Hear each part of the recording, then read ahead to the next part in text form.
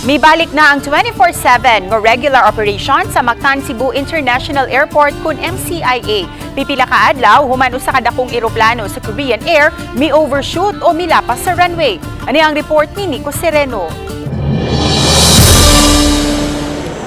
Alas 8 kagabi, gipahibaw sa Mactan Cebu International Airport Authority o MCIAA nga balik na sa 24/7 ang operasyon sa tugpahanan. Apan kay dili tanang airlines diha-diha nga makamount og flights kagabi, mao nga gilauman nga karong adlaw hingpit nang makabalik ang operasyon ug ma-normalize ang schedule. Gikalipay sa opisyal sa MCIAA na solusyonan ang mga concerns sukad nag-overshoot ang jet sa Korean Air. Lakip ini ang pagsibog sa threshold sa runway, pagpamubo ni ini ug pagtaod og bag-ong landing light. Gipasabot ni Neri, dili sab madali ang pagsibog sa eroplano ug apektado sila sa dautan nga panahon. Lift the nose and put it on a truck, and we're going to tow the aircraft to safety, to a safer location, using the road that we're building, the gravel road, and steel plates to function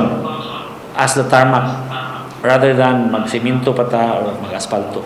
Total loss na kung mahulagway ang eroplano ug dili na maggamit pagbalik. Matod sa MCIAA, wa pa man hinuon sila nagkwenta apan tanan nga danyos ug nagasto sa operasyon ilang paninglon sa Korean Airlines. Samtang nakamuntar na ang mga help desk sa airport agi og preparasyon sa dagsa sa mga pasahero karong kalag-kalag. Ang pareho nga domestic departure ug arrival areas ingon man sa international terminal ang gibutangan niini. Gipangunayan kaganiha sa General Manager ang pag-inspeksyon sa dapit pagsiguro nga in place na ang mga pagpangandam. We need to ensure that smooth ang flow, no, sa atong pasahero both arriving and departing. So in line with the national directives of the DOTR, national government. Kining mga pasahero paingon sa Katiklan, Aklan na abtanamo kaganiha. Nasibog ang ilang flight kay nauwahi pag-abot sa airport. Maong tambag nila sa ubang pasahero. Mas maayo jud mo sayo para karon nga nabiyaan mi kay among baggage pa wa nasakay. Mo to nga dapat advance kapag may baggage ka.